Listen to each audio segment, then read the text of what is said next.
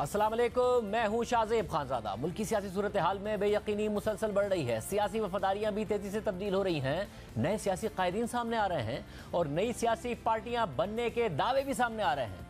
साबिक वजीर आजम इमरान खान, जो अब से कुछ दिन पहले तक पीडीएम पर इल्जाम लगा रहे थे कि वो तहरीक इंसाफ को फौज से लड़ाना चाहती है, अब वो पीडीएम को डरा रहे हैं और बता रहे हैं कि एस्टैब्लिशमेंट पर इन्हिसार ना करो। आपको पता भी नहीं चलेगा कि कब एस्टैब्लिशमेंट अपने प्लान ए से प्लान बी पर चली जाएगी। लेकिन इस सब के बावजूद इंतखाबात कब होंगे, इस पर खदशात बढ़ते जा रहे हैं, क्योंकि वक्त पर इंतखाबात होने पर भी सवालात बढ़ते जा रहे हैं। पहले सिर्फ पंजाब और खैबर पख्तूनख्वा में इलेक्शन होने पर सवालिया निशान था, मगर अब आम इंतखाबात के हवाले से भी खदशात बढ़ गए हैं। और आज पीडीएम के सरबराह मौलाना फजलुर रहमान ने भी इस हवाले से मौजूद सवालात में इजाफा कर दिया है। मौलाना फजलुर रहमान ने कहा है कि इलेक्शन की बात आएगी तो उस पर भी एक मुत्तफिका फैसला करेंगे। मुल्क को क्या नए हंगामों की भीड़ चढ़ा दें? इलेक्शन की बात आएगी तो उस पर भी एक मुत्तफिका फैसले ही हम करेंगे। इस मुल्क की सूरत हाल को हम क्या नए हंगामों के और नए प्रैक्टिसेस के पेड़ चढ़ा दें, या ये कि कुछ मुल्क को अपने हालात पे खड़ा करके चलाएं, इस पर मुशावरत हो सकती है, गुफ्तगू की जा सकती है। जो मुल्क के लिए मुफीद होगा वही फैसला। सवाल ये भी है कि अगर इंतखाबात वक्त से आगे जाते हैं तो मुल्क में हुकूमत किसकी होगी?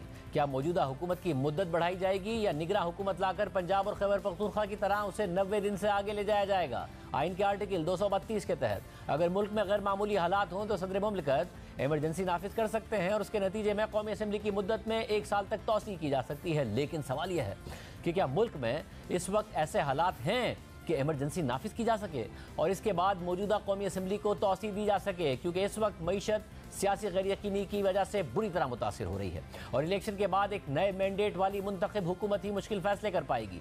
IMF भी इस हवाले से अपना मौक़िफ़ दे चुका है कि सियासी पेशरफ्त का नोटिस लेते हैं मगर मुल्की सियासत पर तबसरा नहीं करते और उम्मीद है कि आइन और कानून के मुताबिक आगे बढ़ने का पूरा रास्ता तलाश किया जाएगा। और आम बात यह है कि अगर निगरां हुकूमतों को 90 दिन से आगे बढ़ाने की कोशिश की गई तो उस वक्त के चीफ जस्टिस काजी फाइजा के होते हुए ये कैसे मुमकिन होगा?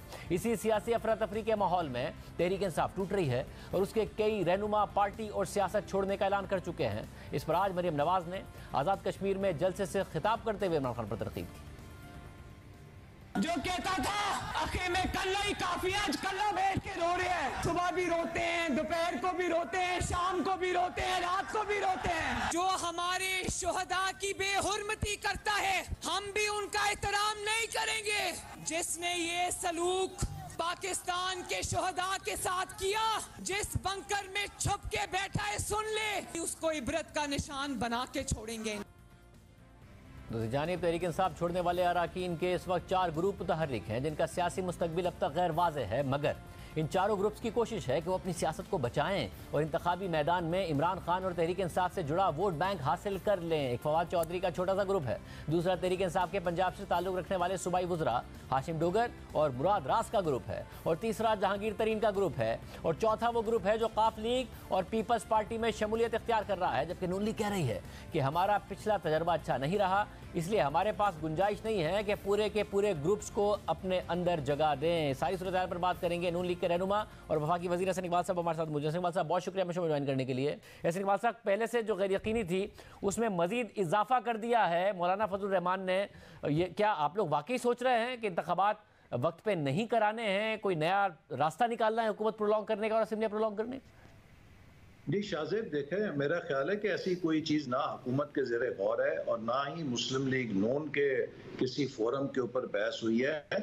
हमने हमेशा से ये मौक़िफ़ रखा है कि इस हुकूमत की आइनी मुद्दत अगस्त के अंदर ख़त्म होगी और उसके बाद ये असम्बलियाँ ख़त्म हो जाएंगी और फिर जो आइनी रास्ता है अक्टूबर या नवंबर में, चूँकि अगर असम्बलियाँ कुदरती मुद्दत को पूरा करके डिज़ोल्व हों तो फिर 60 दिन आइन कहता है, और अगर उससे 2-4 दिन पहले डिसॉल्व हो जाएं अपने नेचुरल जो पूरी एज से, तो फिर 90 दिन की गुंजाइश है आइन के अंदर। तो लिहाजा अक्टूबर और नवंबर के दरमियान इंतखाबात का वक्त मुतय्यन है और मुझे उम्मीद है कि उस दौरान पाकिस्तान में इलेक्शन के जरिए नई हुकूमत आ जाएगी।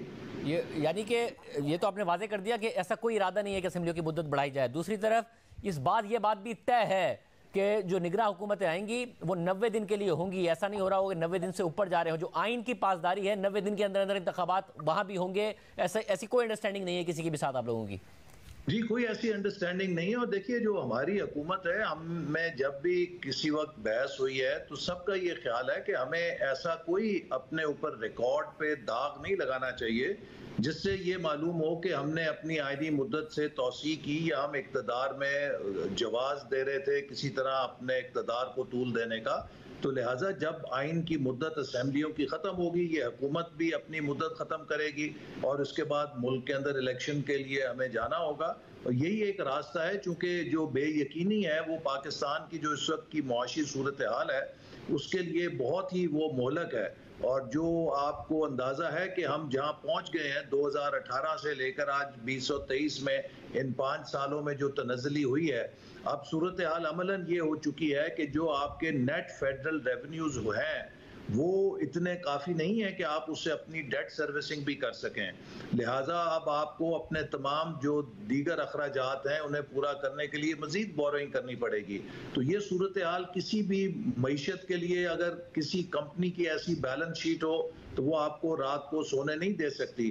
तो हमें अब बड़ी मेहनत करने की ज़रूरत है कि हम इस मुल्क की एक्सपोर्ट्स को बढ़ाएं, हम इस मुल्क के अंदर इन्फ्लेशन को कंट्रोल करें, हम इस मुल्क के अंदर दोबारा सरमायाकारी के पहिए को चालू करें। मगर ऐसे बात इस सब में पैक को दोबारा रिवाइव करें। जब आप वक्त पे करने जा रहे हैं तो ये जो भी मुआशी सूरत हाल है, ज़ाहिर है इसका बर्डन आपके ऊपर भी है। महंगाई 38% है और दूसरी तरफ नजर आ रहा है कि तहरीक-ए-इंसाफ टूट रही है, तोड़ा जा रहा है उसे।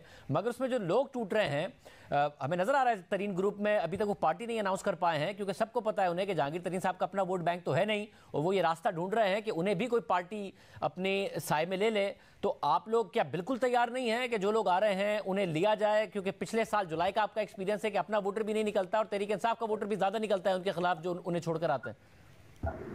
देखिए, पाकिस्तान मुस्लिम लीग नून चूंकि एक बड़ी जमात है और हमारे पास ज़्यादातर नशिस्तों पर हमने अपने पार्टी जाब का शेड्यूल जारी किया था, तो हमें तकरीबन हर नशिस्त के ऊपर बहुत बड़ी तादाद में हमारे अपने उम्मीदवारों ने टिकट के लिए दरख्वास्तें दी थी। तो इसलिए PMLN के पास जो गुंजाइश है कि वो किसी को बाहर से लें, उसी जगह हो सकता है कि जहाँ पर हमारे पास कोई मुनासिब उम्मीदवार ना हो, और ऐसे हल्के कुछ हैं लेकिन वो बहुत महदूद हैं। तो PMLN जो है वो इस लिहाज से कैंडिडेट्स में काफ़ी हद तक खुद कफील है। तो यही वजह है कि जो बाहर का कैंडिडेट है वो भी देखता है कि यहाँ पर मेरी जगह है या नहीं है। तो इस सूरत हाल की वजह से वो जहांगीर तरीन साहब के साथ भी राब्ता करते हैं, दूसरे ग्रुपों से भी राब्ता करते हैं। लेकिन अगर कोई ऐसा हल्का है कि जहाँ पर हमारे पास अच्छा कैंडिडेट नहीं है या विनिंग कैंडिडेट नहीं है और कोई अच्छी शोहरत का ऐसा उम्मीदवार है कि जो मुस्लिम लीग नून को ज्वाइन करना चाहता है, तो यकीनन ऐसे उम्मीदवारों को तो हम एक्सेप्ट करेंगे। मगर इस सारी की सारी सूरत हाल में जब आप कह रहे हैं कि कुछ अच्छे उम्मीदवार होंगे उनको हम एक्सेप्ट करेंगे, आपने कहा कि आप ये लेगेसी नहीं चाहते, आपने जमात में भी ये राय है और ये फैसला यही है कि हम वक्त पर आप चले जाएंगे, उसको एक्सटेंड नहीं किया जाएगा और निगरान सेटअप भी प्रोलॉन्ग नहीं होगा, ऐसी भी कोई अंडरस्टैंडिंग नहीं है। मतलब अगर एक और चीज़ आप ही की हुकूमत की लेगेसी के तौर पर लिखी जाएगी कि जिस तरीके से तहरीक-ए-इंसाफ को तोड़ा जा रहा है, अगर हमाद अज़हर नहीं पकड़े जा रहे हैं तो उनके वालिद को उठा लिया गया कल, फिर वापस छोड़ा गया, कि बिजनेसेस को हमने देखा कि जो आतिफ खान साहब हैं उनकी जो फार्मास्यूटिकल कंपनी, उन्होंने कहा कि उसको ताला लगा दिया गया है। ये सब भी आपकी लेगेसी के तौर पर याद रखा जाएगा?